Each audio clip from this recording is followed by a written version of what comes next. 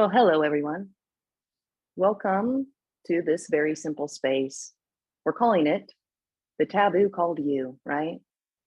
Shh. It's a big no-no, seemingly, what we're speaking about, right? That your body, your mind, your personality, the thought forms, the preferences, this fleshiness, this is it. And so is the whole atmosphere that is arising. You cannot step away from this. Only seemingly in imagination. That is it. And even then, you're not actually separate from it because that's oneness appearing as a game of imagination, a game of separation. Separation isn't real. So this is already harmony. This right here, what is appearing is already heaven in disguise. Already. But when we have ideas of what this should look like, or what the definition of heaven is, or consciousness, or presence, or awareness, or beingness, or God, we box ourselves, which seemingly is oneness boxing itself, chasing its own tail. It is interesting, quite interesting. Everything we're speaking about is a paradox. It is, and it's never going to set well with logic, yeah? But everything I'm speaking about today is intuitive. You already know it. You already are it. You don't have to think about it. You don't have to contemplate it. You don't have to study it. It's that innate. It's that simple. I say it's primordial, or it's a primal intelligence, because it is prior to the idea that you are not, or that it is lost and that it needs to be found. It doesn't. It's what looks. You can call it the impersonal seer, but the impersonal seer obviously does appear as a person. It does. And I'd rather say character, because there's still a character that remains even when seeking, and definitions and beliefs and dogmas seem to drain out of one's body. What is left is still a character that operates with preferences. There's a body that operates, because already the body is a manifestation of the great mystery. This is beingness singing to itself. This is isness. This is God. This is totality. All of this already is, from the highest high to the lowest low. All of it. And this includes the atmosphere of your body and what arises in it. Thought forms, sensations, old memories, desires, goals, even seeming contemplations. It's all oneness, beingness, all of it. So there's nothing that's out of place or that is wrong, or even this whole idea that the me is a mistake. What? There are no mistakes. There is only the light show, the great mystery appearing as whatever is arising. And maybe it's the game of, I'm going to go find myself. I'm going to go by myself. You know, I really can get to this through meditation. I really can get to this through self-help. I really can get to this through the Kundalini yoga class. You can't get to it because you are already it, appearing as the Kundalini yoga class, as the cooking class, as the meditator. No one's choosing to do those things. You could just say one seems to follow the leader, one seems to take on these paths and practices when they have the idea and belief that this is not already paradise pretending.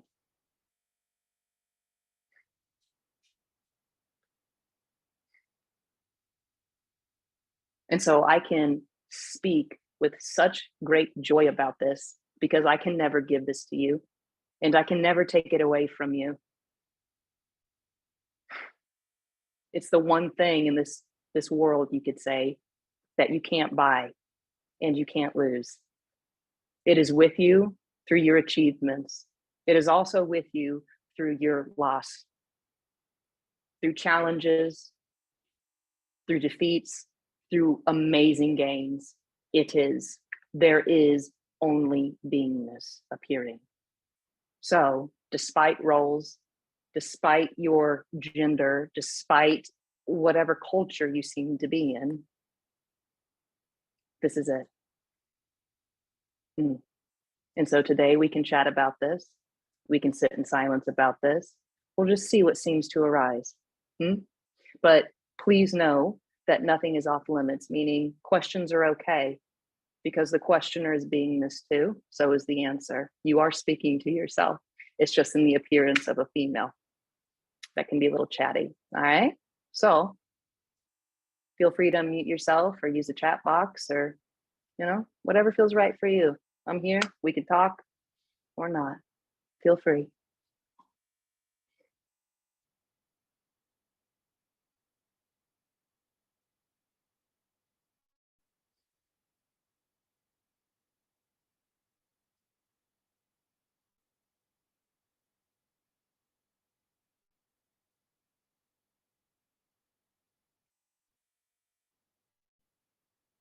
Hey, is it Darlene? Am I saying it right?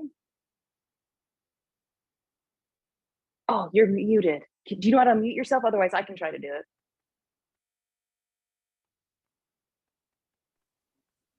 Hey, Darlene. I don't think that's your name, though, is it? I'm Curtis. This is my grandma's iPad. Oh, hey, that's cool. Yeah. That's cool. Thanks, Grandma. 1 second. Yeah. All right, look here. Oh, yeah. Right. So, what was I going to say? Now, it's like, so I've been watching the videos for a while, and so now I'm nervous. Like, I wanted to say something. I can't think. Oh, so I was watching Toy Story today. And I got to the part where Buzz goes to jump off the stairs, and he hits the floor, and then he realizes that he's just a toy.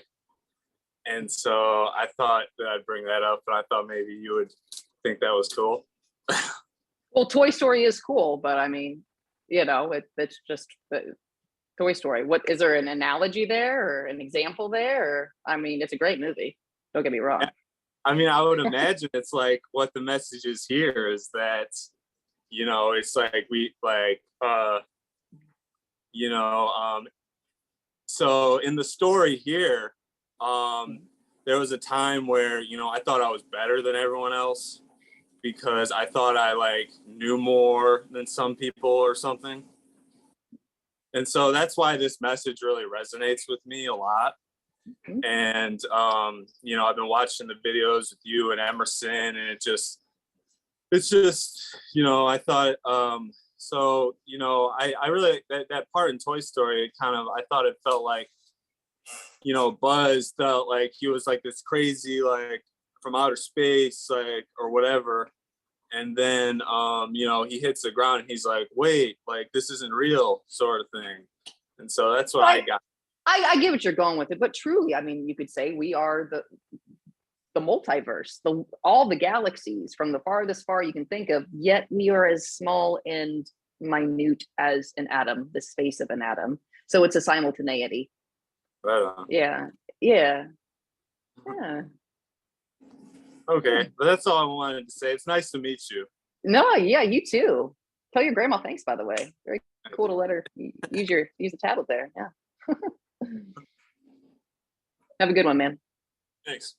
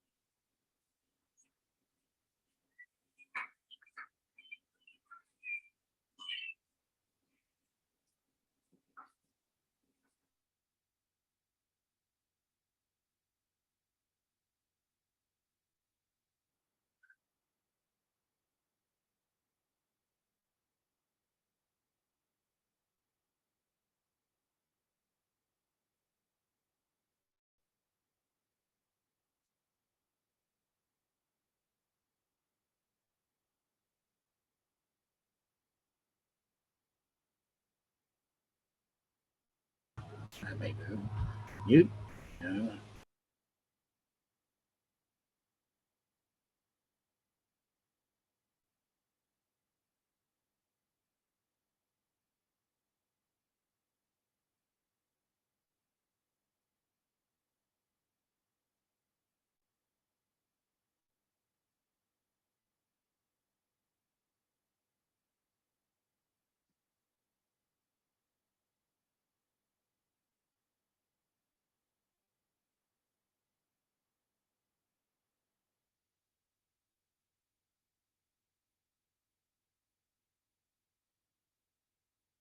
Yes, Harrison. You can do this, what you're doing right now through the chat box, or you can raise your hand. Yeah, totally. Yeah. So feel free to unmute yourself if you like. Yeah. Go for it. Hey Anna. Hey. So I have a question for you. Mm-hmm. So I've been like becoming really interested in like non-duality and stuff.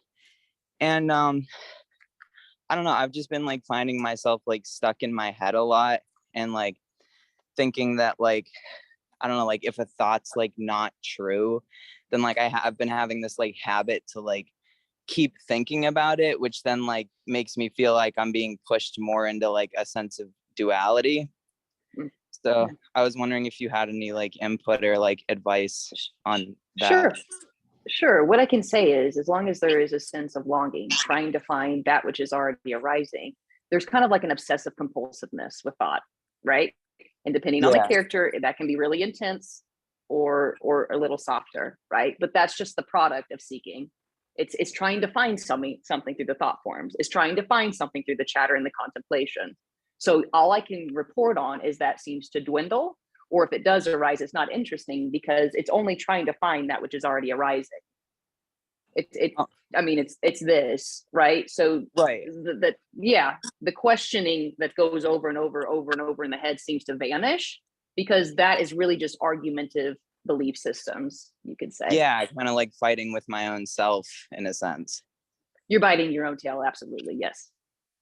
So another question would be, do you have any like input on whether like smoking cigarettes like pushes people more, like using substances pushes people more into duality, or does that have any effect on anything like that, or no?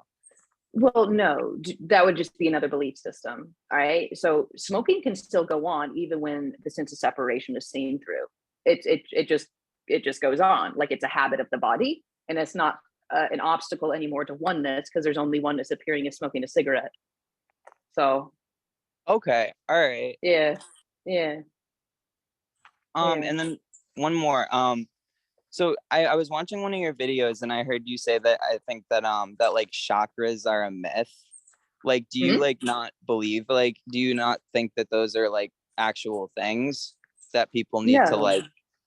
No, I don't. I mean, they're Eastern philosophies, one. So we didn't come into this world as a baby going, oh my God, my chakras are broken. Holy shit.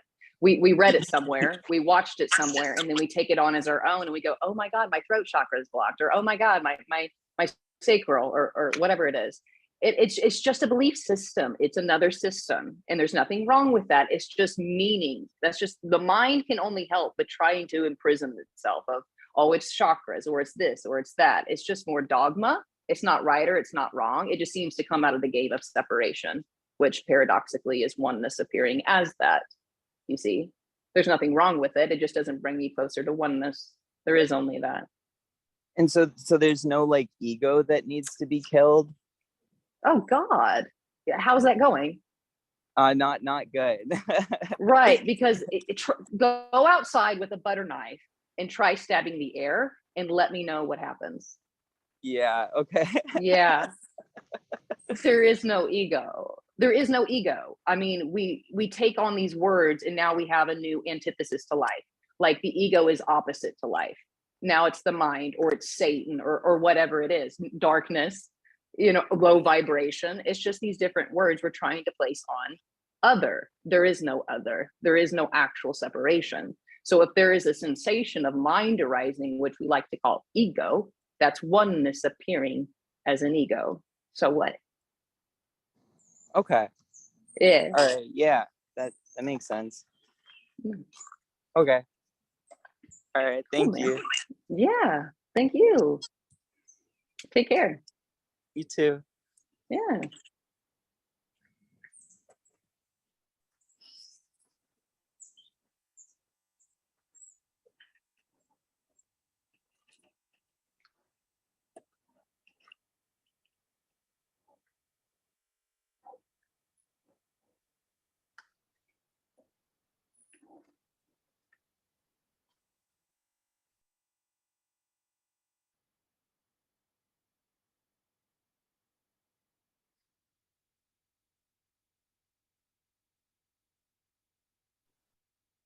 Hi, Anna. Hi, how are you? Let me find you. Good, thank you. Hi. Hi. So I guess with the question that Harrison just had about ego, Mhm. and where I am in my life, I'm much more integrated with this understanding. I've come back and forth with it, thinking that I know it, and you come back to it and you really know it, and you know it even better, and you realize you didn't know it before.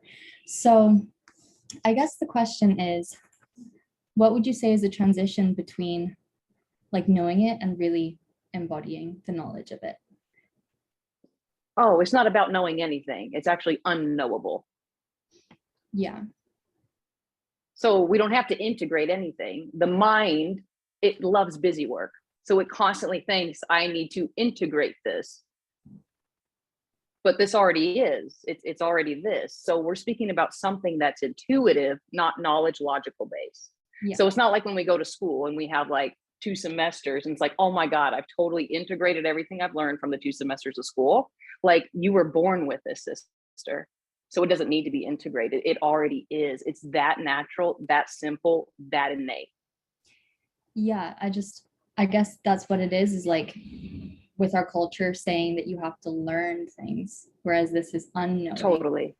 Is there Right. surrender and acceptance that has to do with just seeing it as it is? Oh God, no. Again, that's still a movement of mind that I need to accept or surrender. And the greatest example that I always use is, does a cat need to accept it's the cat before it can be a cat? Yeah. No, it's only self-consciousness. So in the dream of separation, self-consciousness comes in and it really feels separate and it thinks it needs to be embodied and integrated. Now look at an animal. It does not have self-consciousness, and yet it has preferences and a personality and bodily movements and all of that, you know? There's just no self-consciousness, just consciousness. So it's an immediate, intimate response to what is. There's no longer chatter up here, like you are so connected to this. It's an inability to look away. And there's no longer the thought forms that come up and go, do I need to be okay with this? Do I need to accept this? Do I need to surrender this? Because also we learned we should accept and we should surrender. To what though? This is already home. This is already it. It's just appearing as your face. Yeah. Yes, I guess in the sense of being human and time passing, and again, trying to put things into logic, which this can't be ultimately. Right. Right. It's only the mind that wants that. And what I'm saying is this is timelessness appearing as time. You can't separate them. Time's an appearance, like a dream. So this is no more real than your dream you seem to have at night. Mhm. This is already infinity appearing finite right now. Right now. Yeah. Yeah. Yeah. I don't Isn't that even great? say. Yeah.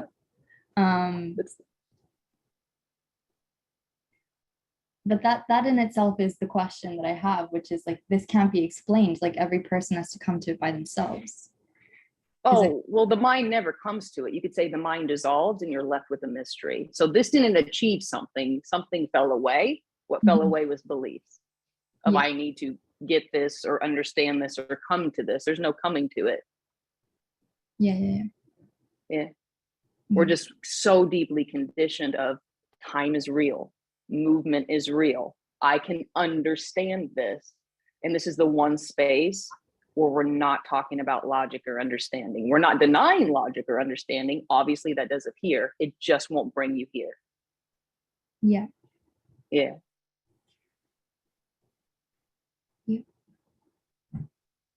Yeah, I'm big on like, I am whole and perfect and there is no healing to be done, right? Which we do often. So, Well, I mean, if like, for example, if the character's got a tumor, a mass tumor on their back, then there's probably going to the doctors and having surgeries maybe, or some kind of therapy that may still arise. Modern medicine can still arise, but the idea that you need to annihilate your ego, heal your chakras, raise your vibration to enter heaven or paradise, those are dogmas. Those are they're fallacies, they're stories. But there can still be the modern medicine or disease or illness that arises totally. Yeah. Thank you. Yeah, thank you. You take care. Thank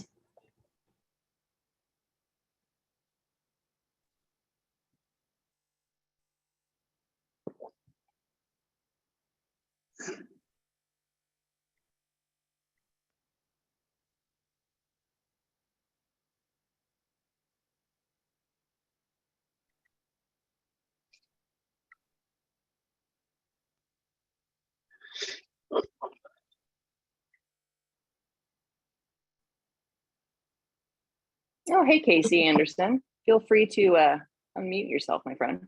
Oh, you already are. Okay, cool. Yeah, can you hear me? Yeah, what's up, man? How you doing? Hey, doing good. How are you? Good. I'm just trying to find you on here. If I don't, go ahead, keep talking. I'll find you. Maybe I won't, but we'll see.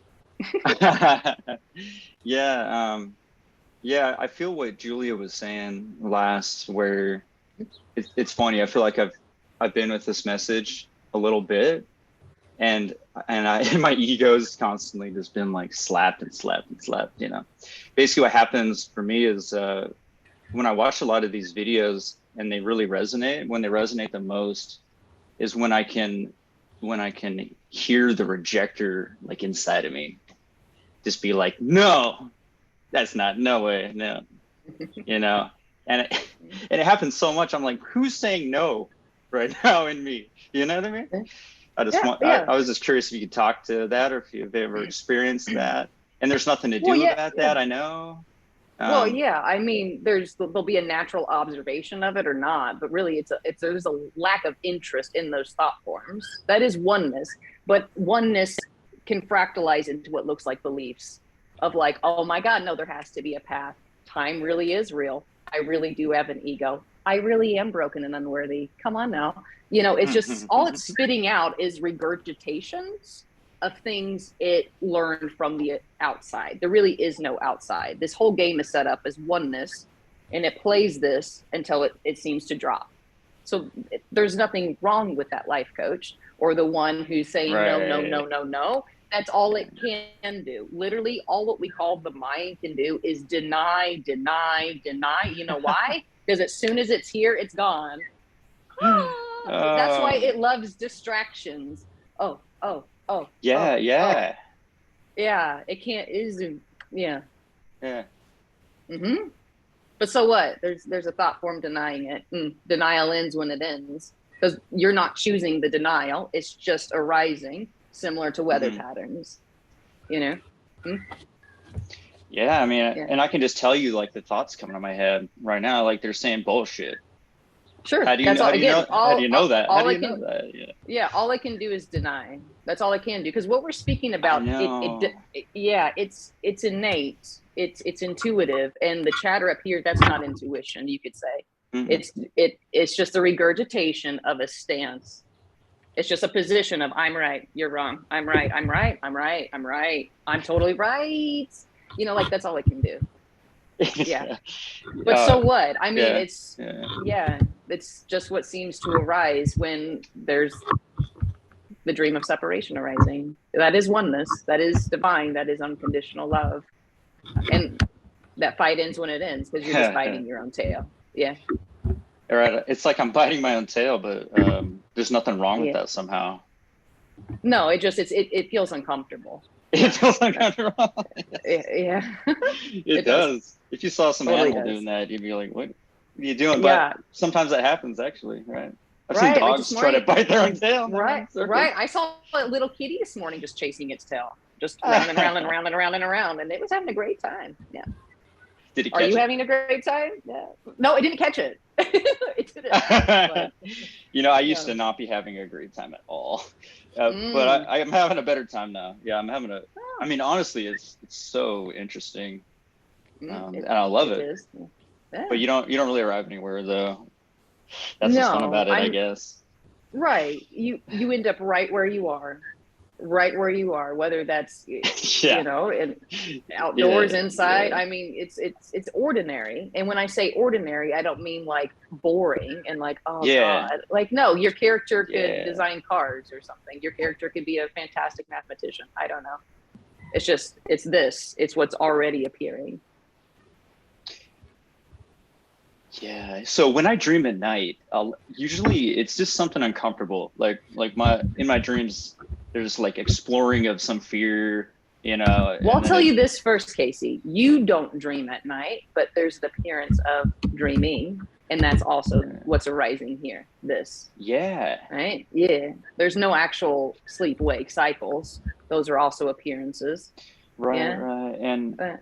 And that's how I can understand it in a way that I can't. You can't understand it, but I can understand where, when you're dreaming, It's nothing. Mm. It's real. It is real. It's not questionable when you're It's both. in the Yeah, you dream, could but say. then when you wake up, you're just like, oh, oops, or Yeah. whatever, like, and all that. Yeah. But we never wake up from this dream, though. Yeah, well, That's what's because we're not crazy. asleep. We're already awake. It's all lucid. We're already lucid. The one that's not lucid is a belief system. And it never will be lucid because it's a lie. That's why the word be lie, be lie, be a lie. That's beliefs. Yeah. And we're just speaking about being life, which doesn't need beliefs. It's just so natural. You know, it's Yeah.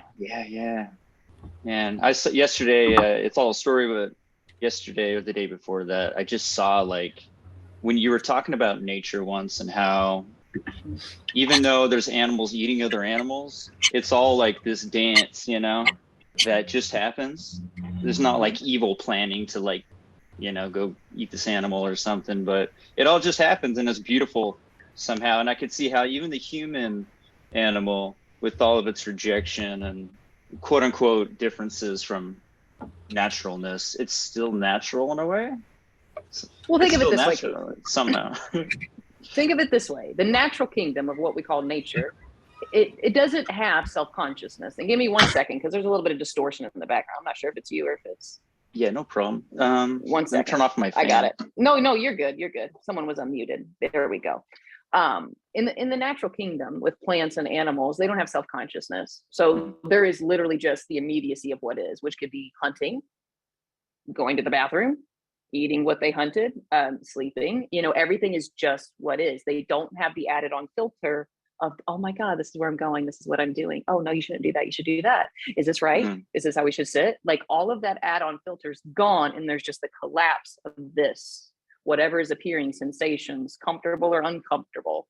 So Yeah, I'd like to yeah. say, you know, look at the natural world. It's fully, if we want to use the word, enlightened. It's only within the excuse me, human body, human organism, where we have the seeming ability to have self-consciousness. And self-consciousness is the whole mental suffering, the dream of duality, the dream of separation. But already there is only harmony. The devourment of the lion eating the gazelle, a tick sucking your blood, a mosquito sucking your blood, you know what I mean? A robin going down and eating an earthworm.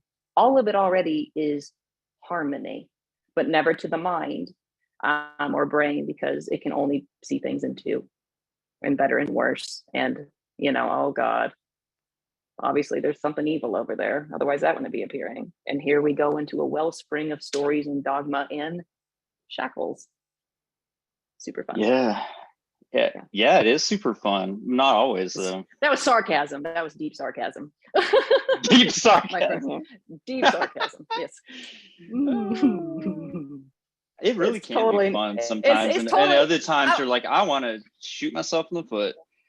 No, obviously, yeah. No, truly, there can be high It's crazy. highs with the Yeah. sense of separation, but it's usually followed by deep lows. It's kind of like in a polarity swing of, oh, okay, I can't be low. Let's get back to the high because that means I'm connected to whatever. Right. Yeah, it's just There's Let's this just speak of huge urge equilibrium. get back to Yeah. the high, get away from the low. But sometimes it's seen that they're both the same, and it's nice. Well, it's all the one source. It's all source. Yeah, you could say. Obviously, you know, getting cut doesn't feel the same as getting a hug, you know, obviously. But it's all the it's all arising energy, of, you know. Yeah.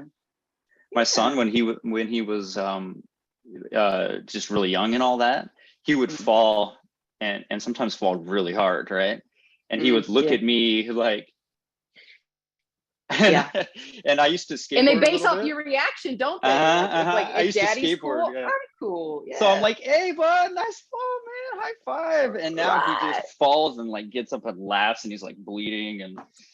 Right. I'm just like, you know what? Yes, everything's a story. The end. Fuck. Well, you do. I mean, when we say story, it's the added on filter. But I mean, if there's pain, there's pain. That's pain arising. If there's sorrow, that's sorrow arising. That's not a story. That's just what immediately is arising and what's appearing to happen. The story interpretation of it is the story, you know? Yeah, it's happening to me. This is what it means. This is what it says about my progress or whatever. Yeah. We didn't always Otherwise, there's feel just that what way is. though, right? We didn't always feel like, oh no, me. Oh, I feel like when we were kids, maybe we didn't even think about that concept of me. Of course not. At least, yeah. I mean, yeah, no. But then Self-consciousness time is doesn't learned. exist, Yeah. and so then my mind explodes. And It appears to, though. I can't Obviously, give up. we all gathered here today at 3:00. All these seemingly But, people. yeah, All yeah, right. exactly. Yeah. All right, Casey. Good talking to you. Feel free to ask another question. I'm gonna move on to, I think, Cal. Yeah, thank you. Thank you. Yeah, no problem. Yeah, good to see you. Good to see you too. Hey, Cal. Hey, what's up? How you doing? Doing good. How are you? Can you hear me all right or no? Totally. You're good. Yeah, You're no, crystal clear. Yeah. I remember when I first came across your content, I was very much in the dogmatic belief systems of spirituality and not so much religion, just about this lifestyle of progression, always achieving standards, always achieving goals, always chasing things. And then when I remember I saw your video for the first time, you just came up on my YouTube feed, I was just like, what the hell did I just watch? And it just like pretty much I was I kind of got depressed, I'm not gonna lie, and I got very sad. And that's just what appeared, you know what I mean? Because as I began to watch your videos, I began to realize that there is a place, at least like within our like how we're operating within this duality of like morality and laws, but I thought you had to operate according to everything's okay and whole and complete. And I came to the realization, like the intuitive realization, that we need to operate with these preferences, but even though these standards and goals are illusions, like beyond our mind, beyond these belief systems, I really realized that whatever was arising, and that we don't necessarily need to act in accordance with actually no, let me take that back for a second. We don't necessarily need to act in alignment with the philosophy that everything's whole and complete, right? Even though everything is whole and complete, right? And right. realize that like there is no such thing as good, there is no such thing as bad. Everything really is just being, everything is just neutrality, but there still is a place where there is a seeker, right? But I think it's just a realization rather than something that you actually live your life by. And that's like, I think when a lot of people get into non-duality, even though it's not a philosophy, it's not a teaching like you always say, but I think a lot of people get caught in that trap and they can get into that kind of depressive state that I was in, you know what I mean? Even though it's all whole and complete, So yeah. Well, I mean, depression can arise too of just when belief systems are being strong. Like, oh shit, sure. What I was believing for so long wasn't actually like, truth with the capital T. And what we're saying is morality and ethics and preferences and all those types of things obviously can appear. It's the need for morality, the need for ethics, the need for a code is what drops. So if the character likes to pick up trash and bake goodies for their neighbor, that continues on because that's just innate to the character. Like a sloth moves slow and a cheetah runs fast. It's just innate to the character. Now some characters are assholes and those still appear. Yeah. And that's also oneness. And we don't have to like the assholes. Like that's the joy of this message is already there's no chooser or doer. So the innate personality or morality or code of ethics that seems to arise, it's just the mystery appearing as that. What drops is the need, the attachment, the codependency. Holy snaps.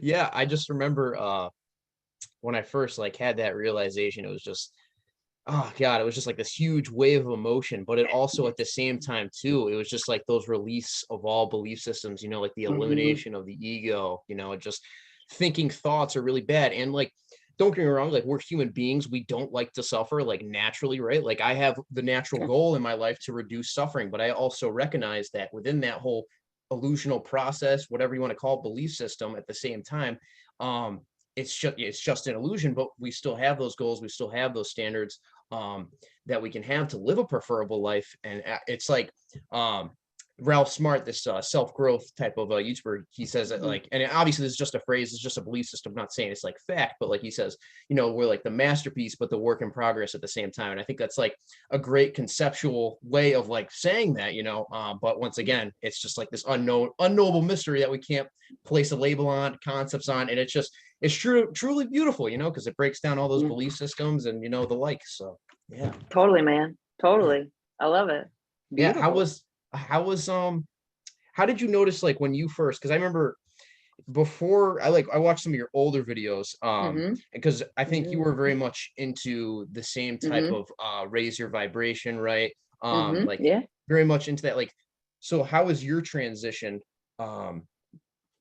Similar, like when you came across non-duality, how was your like individual story of Anna transition from like spirituality Anna to like Yeah. non-duality Anna? I know it's like it's all an illusion, right? But No, I get you. I get you. yeah, Well, yeah. I gotta first say that when I was like 7 or 8, there was a spontaneous dropping of Anna in bed one night, and there was just the impersonal seer.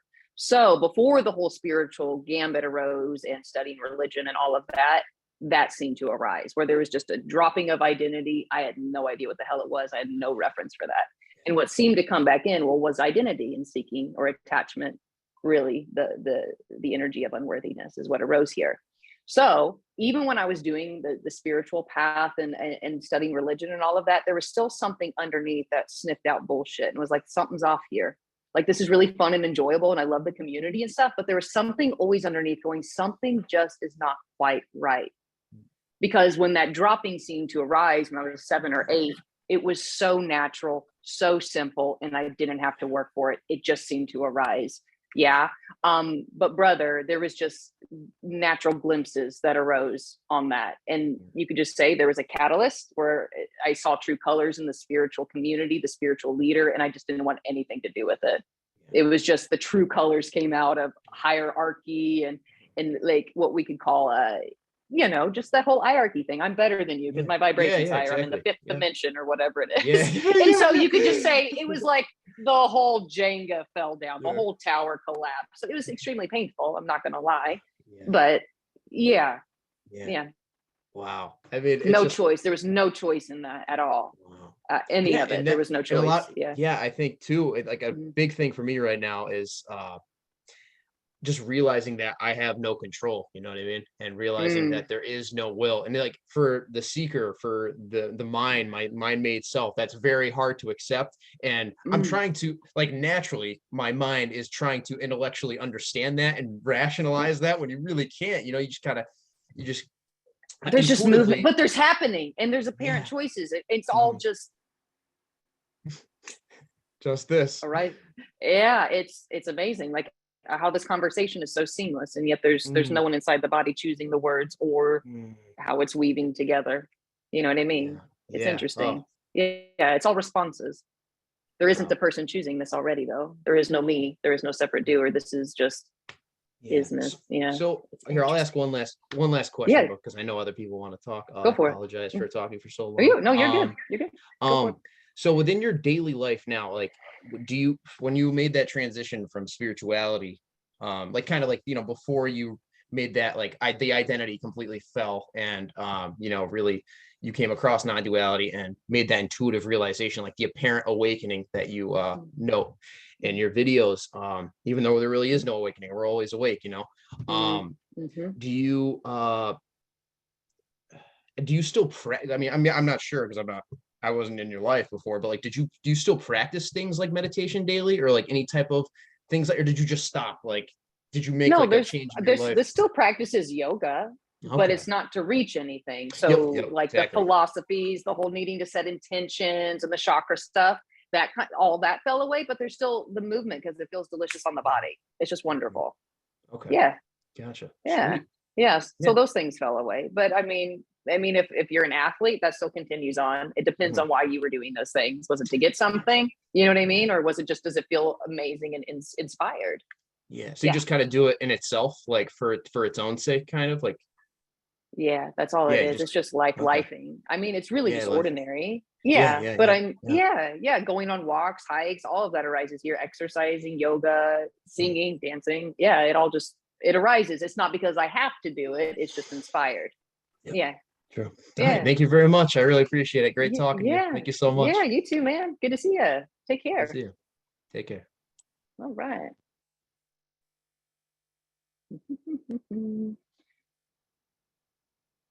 Hey. Oh, wait, hold on one second. Let me read this comment in the chat box.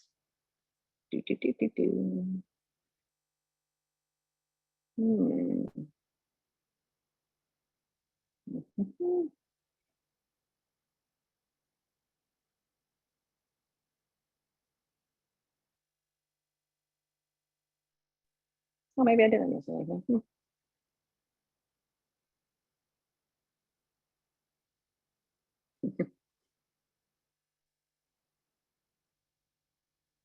Oh, Bubba, do you have a question? I'm getting a comment that you're new to Zoom and you want to ask a question, but you're not sure. If you know how to use the chat box, you can always type it in there, or you can unmute yourself and just say, hey, if you don't know how to raise your hand. We'll give you a minute and see if we can. You might not even be here anymore. You might have disappeared. We don't know. We'll see.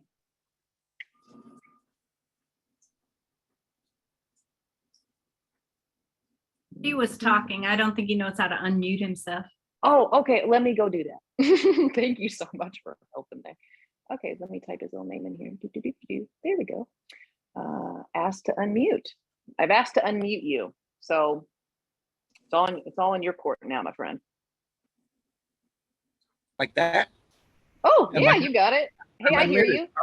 All I right. hear you. All right, hot dog. Cool. All right, cool. You said that you don't believe animals have consciousness? Self-consciousness. Self-consciousness. So you think what they're like operating on instinct only? Yeah, it's primal. It's all instinct. It's all intuitive.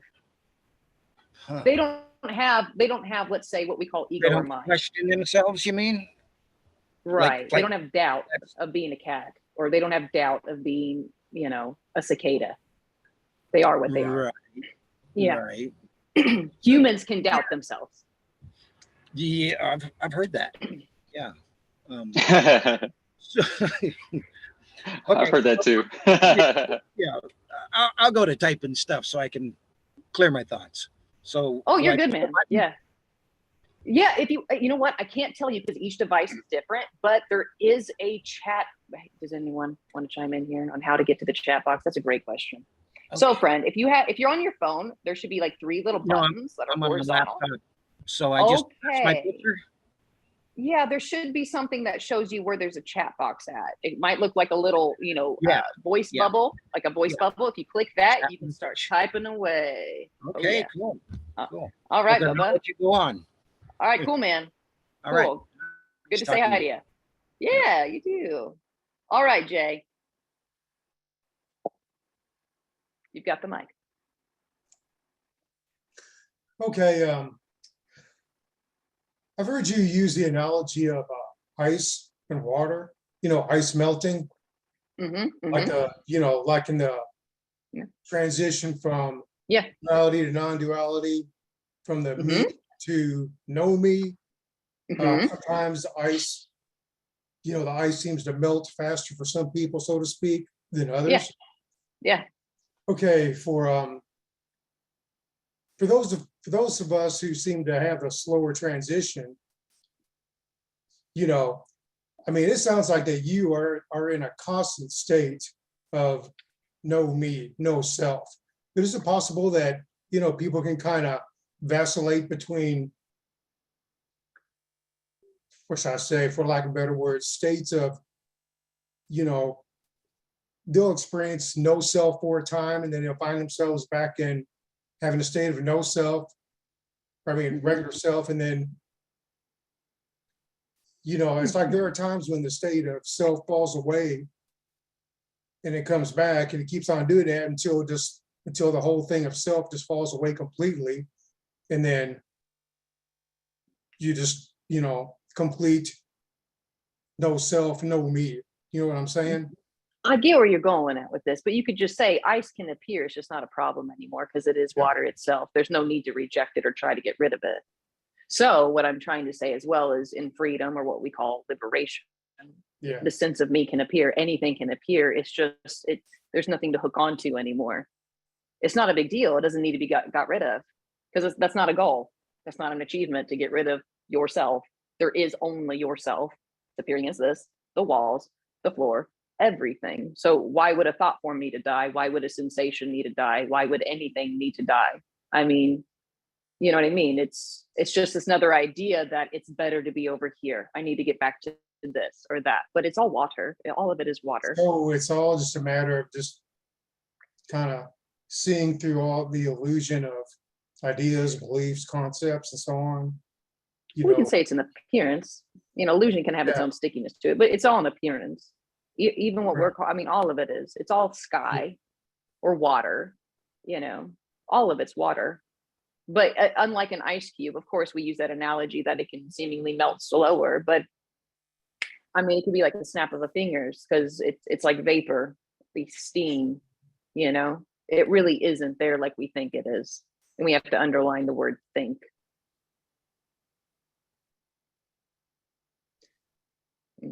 Oh yeah, and I will say during previous times I've asked questions on here. You've really had a way of pointing out how I guess I've been focused on, some idea or belief, and I didn't know it at the time. I was unconscious of it at the time I was asking, then you pointed it out, and I'm just like,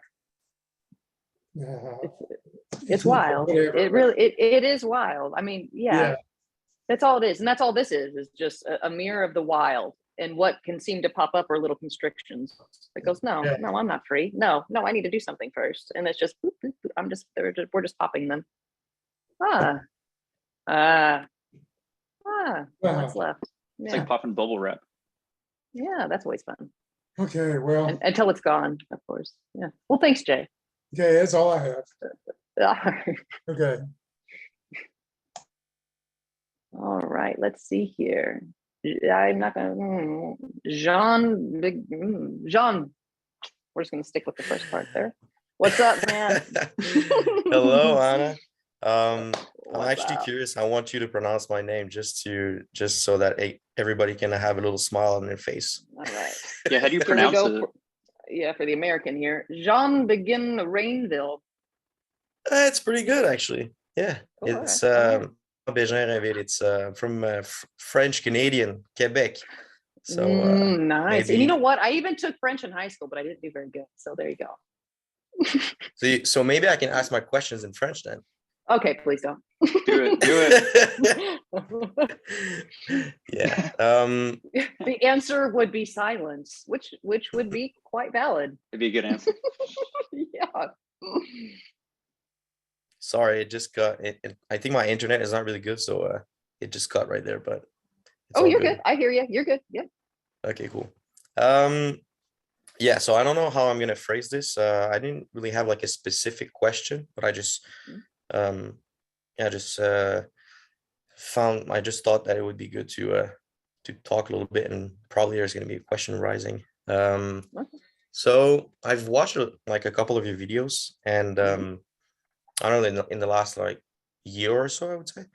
And of course, there are a lot of teachings that are like ultimately saying the same things, I would say, in a different vocabulary. So for example, like if we hear a little bit about, probably some people here know Muji, some people know Eckhart Tolle, some people know Rupert Spira, some people probably know A Course in Miracles, which is another beautiful book. And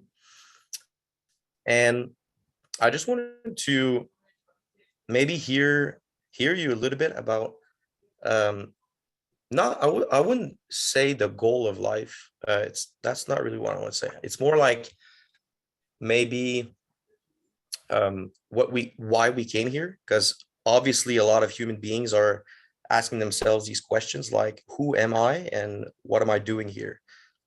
And a lot of teachings come to the point where it's like we're here to ultimately like wake up to the truth of who we are, which is ever present, and it's always here, and it's basically this oneness that like a lot of teachings are talking about. When it comes to suffering, a lot of teachings are going to say, for example, that like ultimately suffering is an illusion and it comes from ego. But you're saying that there, like, ego is an illusion, which is something that I truly feel as well, that there is no ego and that it doesn't exist. It's just like basically a thought believe in a particular thought, basically. But like, would you say, because you say, for example, like somebody asked the question about smoking, and you said it's basically just, you know, oneness appearing as smoking a cigarette and all this, and it's and that's fine, like, you know. And but what about like people that like constantly feel this feeling of being lost, and like that are suffering their own existence? I believe it comes from the, you know, from ego, ultimately, to believe that you're this identity in this form that needs to, you know, protect yourself, and you're like this little identity in this huge universe, and you don't know who you are because you're like, wow, it's such a vast place and I'm so tiny, and which is not our true self. But what's your take on this? Let's say a person says that like he's suffering his own existence, and he doesn't know how to get out of it. And I'm asking you this question because so I have a social work degree, and I'm interact with a lot of people that are deeply rooted in their suffering. And obviously, a lot of the teachings that I read and I hear about help me a lot to, see past their suffering and to really see like the light in them.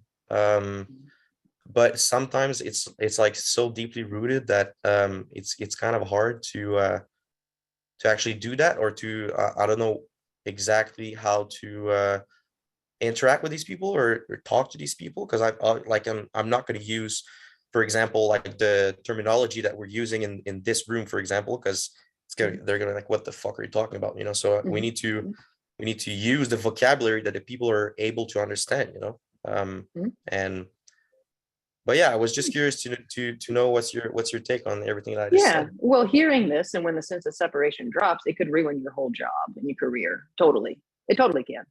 But I hope it does. I really hope it does, actually. It may carry on. I mean, many beings can be social workers or caregivers or, doctors, and the role carries on, but there's no self-consciousness. So there's no need to even ask, how do I talk to these folks? Because it's oneness speaking to itself, and oneness knows what to say to itself, because there is only life. So what we have when we are living in the dream of separation is, I'm going to use the word arrogance, that we need to speak like this to everyone. And that's not already the case. If a young child comes up to you and is crying, you're not like, well, oh my God, honey, it's just an appearance, get over it. No, there's a natural inclination for compassion, or there's not. That's innate to the character. No one's choosing to do that. What can seem to arise, though, in the dream of separation is, what do I do? How do I speak to these people? I don't know what to do. Of course, the mind doesn't know what to do because it lives through dogma. Only life knows what to say to life, and there's no mind needed. It's just natural responses. And what you say to a character may totally piss them off. What you say to a character could totally open them and be amazing and jive, but we don't know what life needs to hear. It might need to be coarse, it might need to be silky, but only life knows what to say. And that's from an immediate response, not a daydream of what could be or what was, what is. Yeah. And well, that's how I feel about it too, because it's like we can like learn all these different way of interacting with people, and like different interventions and stuff like this, but I feel like when it's like when you're talking with a friend or whatever that doesn't feel good or whatever, then it's an immediate response, as you're saying, and it's like life talking to life itself, and it doesn't come from mind, as you're saying. Right.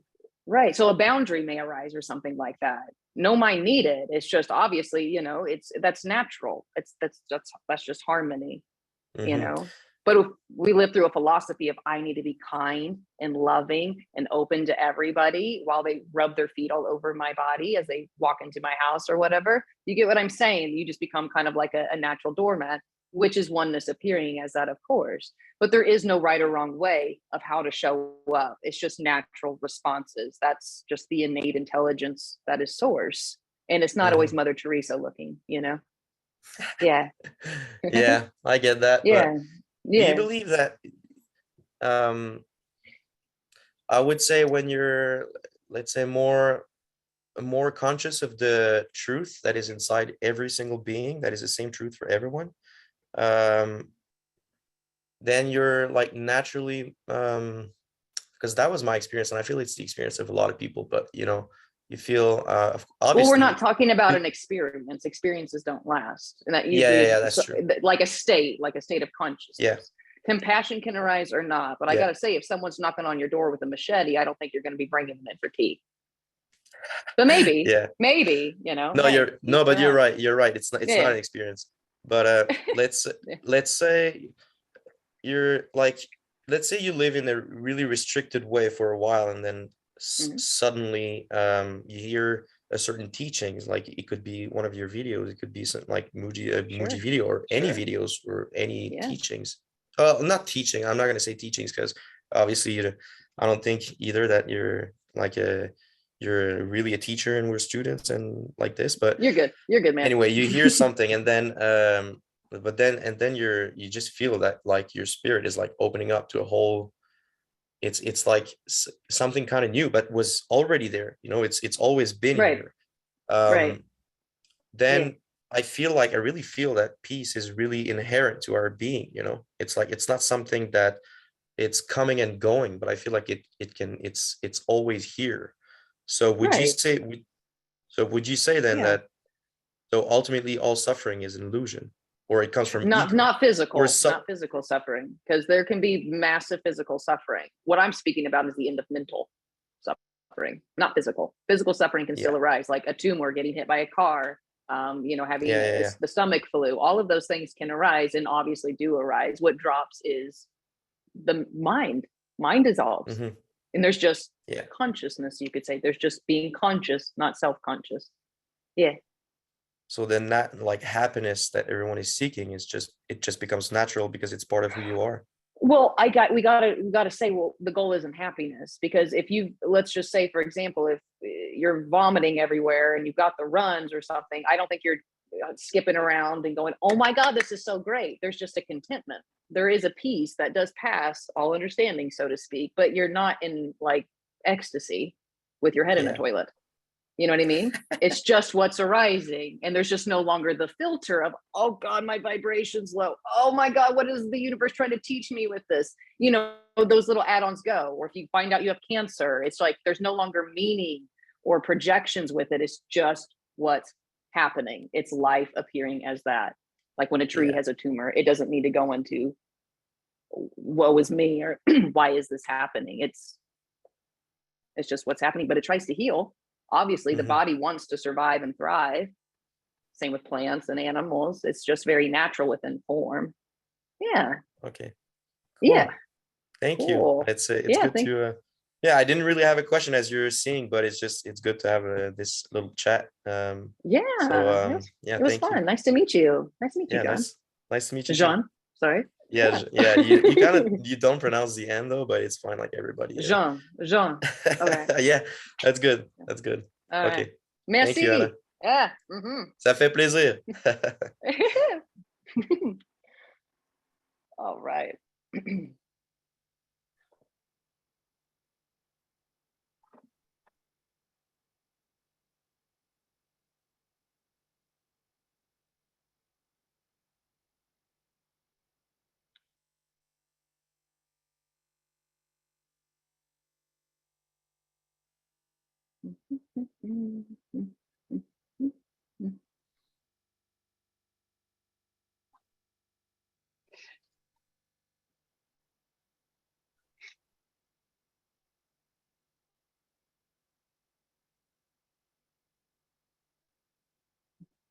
Hey, Curtis. Hey, the problem keeps arising here of like for diet. So I was wondering if you had anything to say about that. Well, the word dies in diet, so have fun with that. Yeah. Okay. Right on. Okay, so really, no, all jokes aside, it doesn't matter if you're a vegan or a carnivore. It doesn't bring you closer to this. Now, obviously, if there's, let's say, someone who ate tons of candy and just junk processed food for a little bit, and then they switched over to like kale and vegetables and fresh foods. Oh, whoa, I feel a little different. I don't have eczema anymore, and whatever that may appear, but that's all beingness appearing as that. The fallacy is we all need to eat like this. We all need to do this because then I'm going to be better. I'm going to be closer. It's another trap, right? Fat, skinny, big, tall. It's all the manifestation of paradise. Yeah. So go for it, man. And best of luck to you if that's what's naturally and inspired for you. Yeah, Won't bring you closer to this though. Yeah. Right. Yeah. Because I was Yeah. just, I guess like, I don't know. It's just a bad habit of just like, I would always just grab food, like kind of like, because I'm bored, you know? So, that falls. Boredom totally falls. Yeah. you know, Yeah. But still eating a lot can arise. It happens here quite frequently. So, I mean, you know, ooh, how many Twizzlers did I just eat? Whoops. You know, but the idea of boredom and trying to fill a hole that never will be filled, that dissolves, because really boredom is a movement of mind and beliefs of trying to get somewhere else, right? Yeah, get something more. Yeah, it's just consumerism, we could say. Yeah. I hear. Yeah, yeah. Cool. Yeah, cool, man.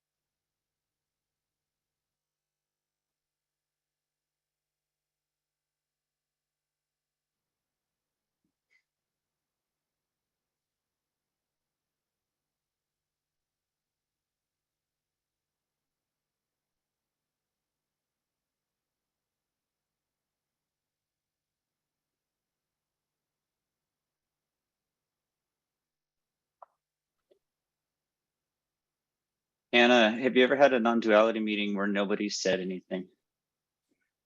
I'm just No, Just excuse me. curious. No, I mean, there's been lulls, really. There's been long lulls, but no, there's usually some kind of chatting that goes on. Yeah, that would be interesting, wouldn't it?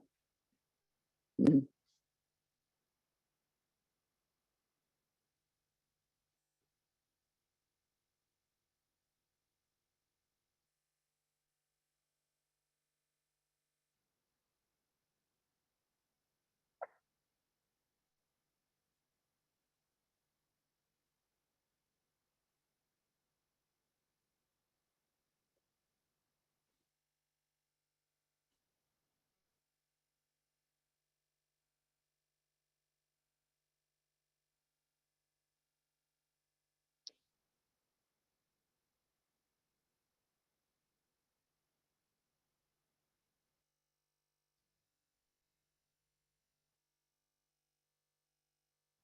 All right, we got a little message here.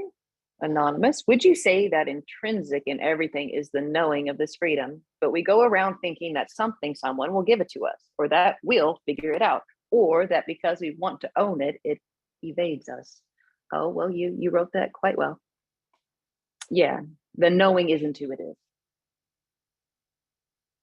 Yeah. And this is just a ginormous mirror. No nonsense, no bells and whistles. Bells and whistles can be fun, but you know, You know, it's just really, I mean, we're taught to deny this, constantly deny this, deny this, deny this. Yeah.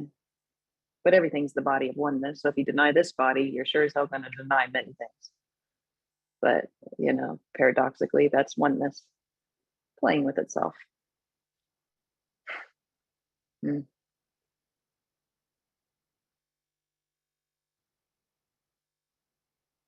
Mm. Mm. Yeah, I like that. That mundane magic. Totally. Yeah. So wild.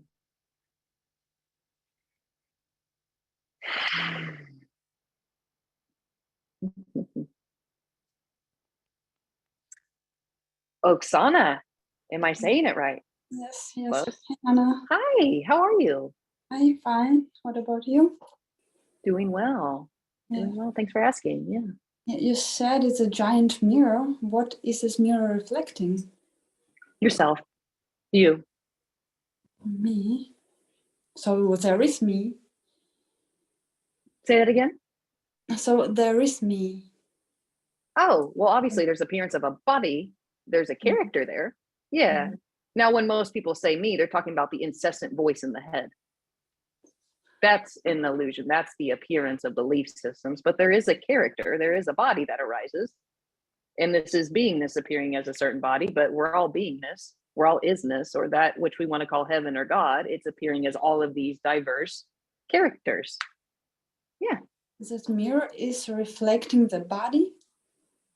It's reflecting isness, which appears as a body. Yeah. Yeah. Okay. Because I think I understand the way I can understand that me is the seeking energy, which is seeking the end of seeking, and the light appearing as this without any reason. Oh, yeah, this is art for art's sake. There is no reason for it. It's just art. Yeah. I through meditation, I trained detachment. I know it's story too. No, that's beautiful. I trained detachment, and it's a beautiful state because it's very neutral. It doesn't matter what sensations are coming, or feelings, or thoughts. It's always the same. It's always neutral. And the second recognition is that it's coming and going. It's on and off. And when it's on, I think, oh, I wasn't there, now I'm here. And I try to focus at this. And then I think, oh, I wasn't there, now I'm here. And so you said to someone, you were born right now. Is it the same? That this is, I am feeling it's born new?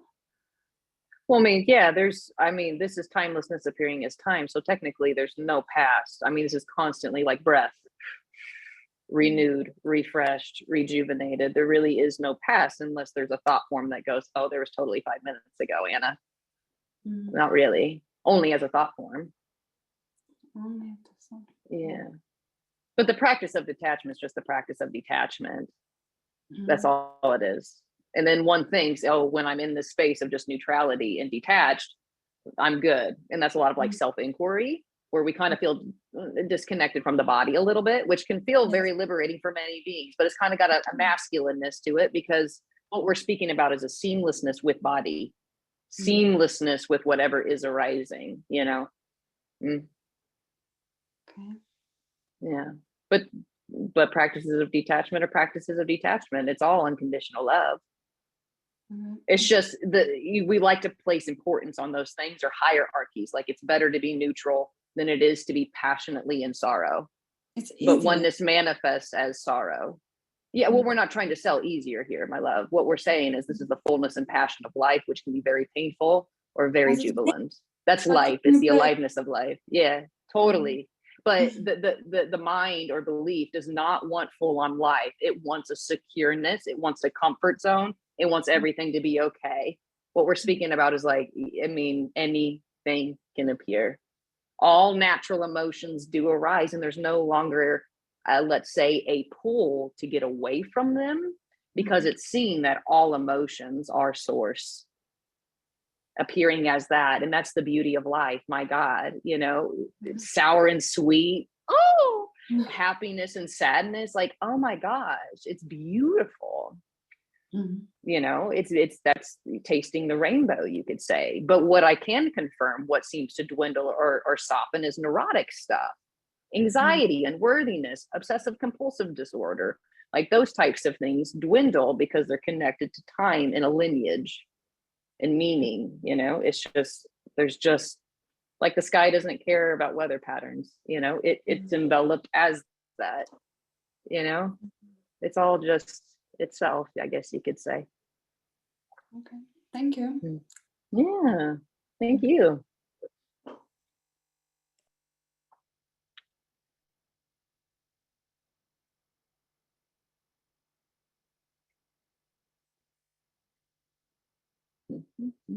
Oops.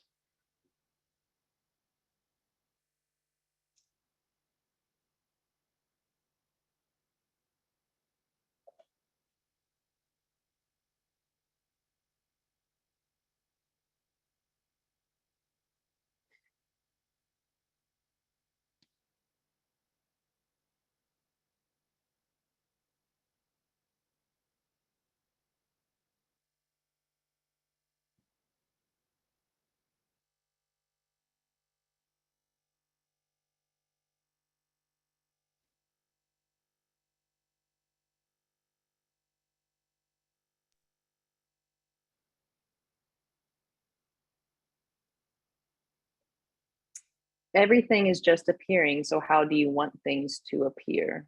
This is what we get to do in life. Oh, that's what falls away. How do I want them to appear? Self-consciousness goes. There's preferences, but there's no longer trying to get away from this. This is seen to be heaven. This is seen to be paradise. There's literally just like a resting in this, in whatever is arising. That doesn't mean things won't shift or change or apparently evolve, obviously, but there's no longer this incessant need to push will or goals or desires or vision boards. I mean, because we typically have those types of addictions because we think the grass is greener, you know.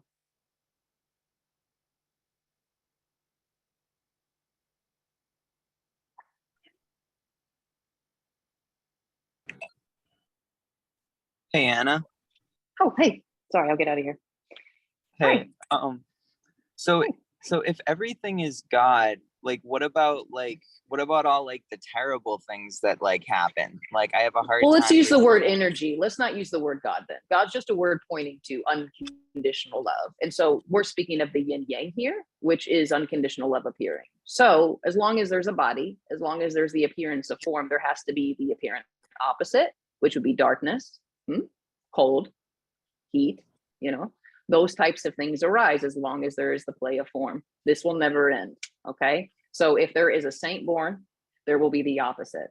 If there is a villain born, there will be the opposite. It's called balance. And that is already what is appearing. You look inside of your body, there is bacterium and all kinds of shit going on a microscopic level, which it looks like devourment and violence, but it is harmony. It's an ecosystem. It's already harmonious. And I'm not saying or selling to you that you're going to like everything. No, this does not like war. This does not like assholes. This does not like violence. There's a preference here, but it is seen that it is unconditional love appearing as that. Okay. Similar as a dream or a nightmare, real and unreal simultaneously. Not just real, it's also unreal. But what about like having the concern about if you're an asshole yourself or like being a good person? Oh, that falls away. And then there's just the character. There really is. It's just the character. Many beings could call this an asshole for sure. You know what I mean? And that's really a perspective, so to speak. But the idea of I need to be upright or I need to be good, all of those things, that collapses. But there can be an appearance of an evolution of the character, like shifting diet, exercise regimen. I don't know. Maybe the character starts practicing kindness. The idea, though, is, oh my gosh, if I become kinder, that means I'm closer to oneness. That's a fallacy. Oneness appears as everything already. So do you believe that like we have like spirits or like souls? I don't believe anything anymore. So this doesn't have a belief system. I'm also not selling you a belief system. But the word soul, as in SOUL, is dogma. I first heard it when I was in Catholic school. All right. So we learned those words. Now, the only word called soul that I can resonate with is SOL, which is Spanish for sun, and there's no U in it. Oh my God. That's good. Is everything consciousness? Like, is everything conscious? If we want to use that word, sure. There is only unconditional love. There is only presence. There is only consciousness. But what can arise in that is self-consciousness, which is oneness, seemingly fractalizing off into a limited belief system, seemingly. So what? Okay. And then one more thing, like I had heard somebody, I was watching a video and somebody was like, well, if you're clicking on this video, that like is that true? Can any like one specific thing you're doing mean that you're like living in a dualistic state?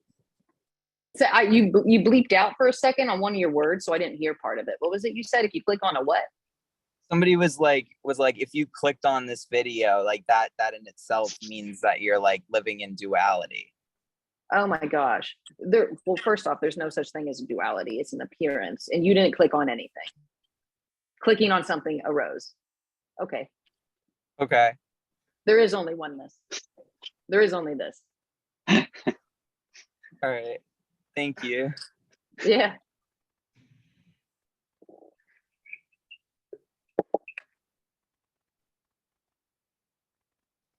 Hey, Casey Anderson. Hey. Hello. Hey, you. All right, and Harrison, you'll go next, my friend. I see you. What's up, man? Hey, just had a comment. Yeah. For this year, me, whatever.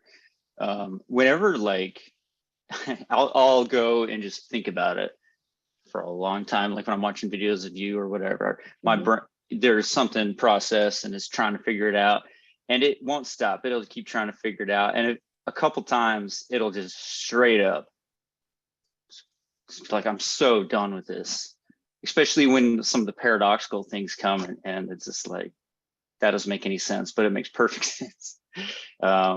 And then over a long amount of time, I feel like it's just kind of been still that where the more I watch you, it's beautiful because I just don't give a shit anymore about anything. It scares the hell out of me though. But it's yeah, I just want to share that. No, that's beautiful, man. Yeah, there can be a yeah. There can be that, and then there might be a little rejuvenation of, oh, I care about my bills again.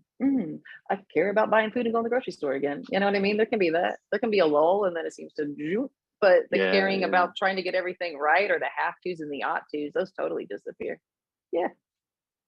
It's uncomfortable at times when like my boss tries to tell me something is so important, and it's not. Yeah. Well, I mean, in the sense of, and this is the paradox of all of it. You know what I mean? For someone who's like, just got hit by a car and their bone's sticking out, be like, oh my gosh, please someone call 911. This is really important. And you might walk by and go, it's not. It's really not important. You're not important. This is an optical illusion. So screw you. You know what I mean? So it's like a purposeless purpose. You know what I mean? It's a paradox. So if there's a business arising, there can seem like, oh my gosh, we got to get this sent out today. It's important. That little narrative can still arise. It's just a play, but it just loses that attachment, or you know what I mean? Like there's just that gripping drops, but it doesn't mean there's still not deadlines that arise. Of course, that can still appear. Yeah, it's really, it really can't be explained. I'm doing my best, but it's the attachment drops to it. But there's still that whole idea of, oh, we got to get to the doctor in like 10 minutes. Shit, and we're like 20 minutes away. That can arise too. Interesting. Yeah. I mean, anything can arise, but anything, man. Yeah. It's just obviously the end all, be all for the business, excuse me, the end all be all for the business, you know, oh my God, my whole life and fulfillment is on this. No, that collapses. Yeah, but bosses are still going to appear as bosses or whatever it is. You know, the roles go on, the show goes on, I should say. Yeah. Okay. Thank you. Yeah. Thanks, man. All right, Harrison. Hopefully I got that. Oh, Scorpion out of my throat. Yeah.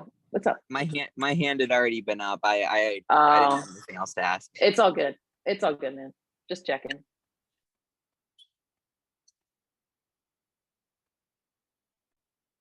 All right, we'll keep you.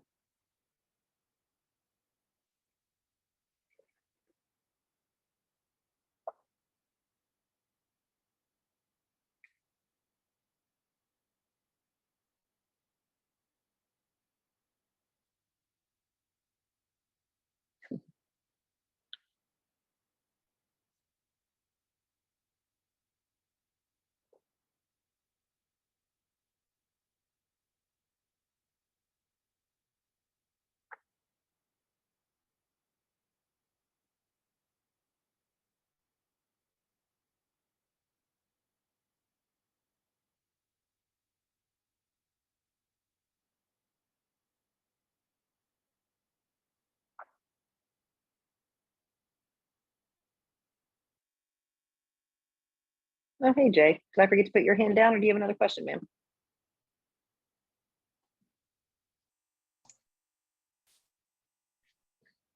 Okay, this is just, I don't know, maybe a question just for the hell of it or whatever. But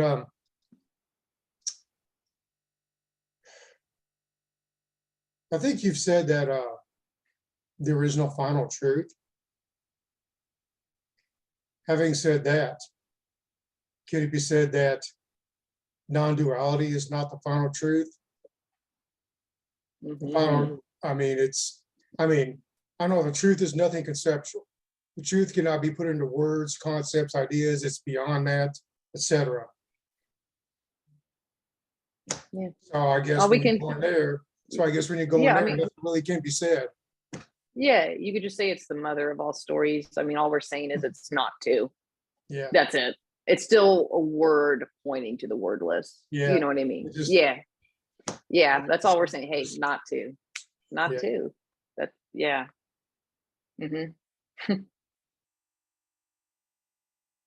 But I don't know, when I first heard you say that there's no final truth, that kind of threw me. I mean, I just kind of had to wonder, I'm like, okay, is that an absolute statement or a relative one or what? Well, absolute appearing relative, talking about the absolute, that there is no final truth. Final truth is deeply personal. Yeah, it's about finding something. It's about finding something. Right? And truth really can be interchanged with belief systems. You know, 20 years ago, this was my truth. Okay, yeah. 15 years, People look for truth in belief systems, dogmas, creeds, etc. Right. Absolutely. Yeah. But just like the nature of what is truth, so-called truth, is indescribable, infinite, beyond concept. Well, you could say truth is common to all and it's available to all because it is all now. Yeah. That's why it can't be given to you or taken away, you know, just celebrated, just reflected. Yeah. Just confirmed, so to speak. Yeah. Okay. That's all I had. I'll keep it short and sweet. Cool, Jay. All right. Thanks.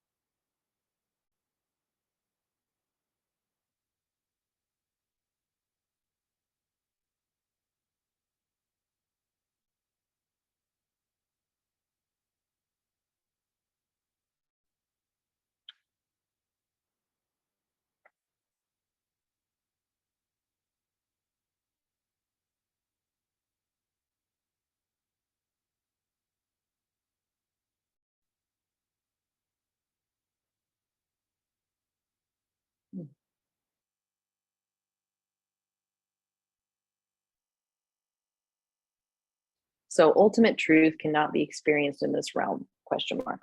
I have an idea of my truth that may not mesh with yours because it's mine and I am a dream within a dream, something like that, question mark. Well, yeah, within the dream of separation, that would be accurate. I have my truth, you have yours, and they may mesh, but there really is no me and there is no you. This is a seamless appearance of oneness. But within this arena, so to speak, within the appearance of form, oneness does manifest as separation. It does manifest as belief systems or personal identity or personal truths like Christianity or Hinduism or spirituality or atheism, whatever it is. And of course that will seem to mesh, wars, all of those things. It's the apparent polarities clashing. What we're speaking about here again is common to all. Beingness it's as simple and as easy as breath. And not all characters get along either. Yeah. But that has nothing, excuse me, to do with truth. My goodness, my throat. It has nothing to do with truth. It's just, some characters resonate, some don't. Just like, certain characters like certain genres of music, others don't, or foods or whatever it is. It's all unconditional love. You'd say it's kind of a natural live and let live, you could say. Yeah. And so friends, okay, we'll make this the last question for today's little hang. I'm gonna go for it. Bertrand. That's not right, is it? Did I say it right? It's fine. Holy. It's fine. Oh my, okay, we'll just leave it there. All right, what's up? What's up? Sorry. No, it's fine. So going on the previous, I sent a message to you earlier about the intrinsic knowing, but wanting to own it sort of makes it hide away. Yeah, that one. But it's like it's a feeling, sort of, not really a mental knowing. But then it sort of, you can't do anything with it. Like you can't not want to get it. Do you know what I mean? What do you mean? You can't want to get it? Like, I guess I'm confused. But... so in the message I said something, there's an intrinsic knowing that of this freedom inside everything. But that wanting to get it or know it makes it hide away in some sense. Seemingly. Yeah. Seemingly. It's like the fog of beliefs. There's still the sun. You are that sun. That's the awakeness we're speaking about. You are fully awake. You are fully confident in this intuitive knowing. What seems to arise or wants to get it is a belief of mine. Let me have it. Consumerism, look what I got. It's a falling back, not a gaining something. You know what I mean? Because it's appearing as your skin. It's appearing as flesh. It's appearing as the tone of your voice and your very breath. How do you get that? I mean, really, that's why I say, like, go outside with a butterfly net and try to catch the wind, and let me know how that goes for you. And that's really the whole game of seeking. Yeah. Yeah, and then even if you try to catch it by not catching it, you can't do that too. Right, it's like holding your breath. Yeah. And eventually, you pass out, the breath still comes back. You know what I mean? You're resurrected by breath. Yeah. So it's just painful to hold the breath, obviously. It's a little uncomfortable. And that's really, again, an analogy for seeking. It's already breath. It's just flowing. And sometimes it's a little, you just got done running. Okay, makes sense. Yeah. Sometimes a little deeper and slower. And that's this. It doesn't have a certain quality to it. It appears as all qualities. It's actually quality-less. Yeah. So that's why we can't just go, oh, and there it is. Oh, and it's that feeling. Oh, and it's that emotion. Oh, and it looks like that. No, there's no poster child for this. You can't take a snapshot of, what we're saying, your true nature or what you really are. Like, it's appearing as these myriad expressions, but you know what I mean? It's not going to ever encompass it. You can't encompass it within the realm of form or the finite. This is infinity appearing finite, and it likes it, you know, otherwise, why would this be appearing? When I say likes, it's also enjoys dislikes, in contrast, in friction, you know, and the friction, like two sticks rubbing together, creates the blaze, the bonfire. And after a while, you can't even see the two sticks that started it.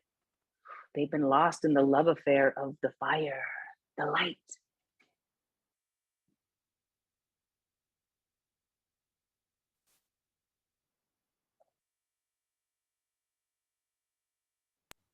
Great. Thank you. Thank you. Well, that was a swell way to end. So I'm going to end recording now. Okay, friends? All right.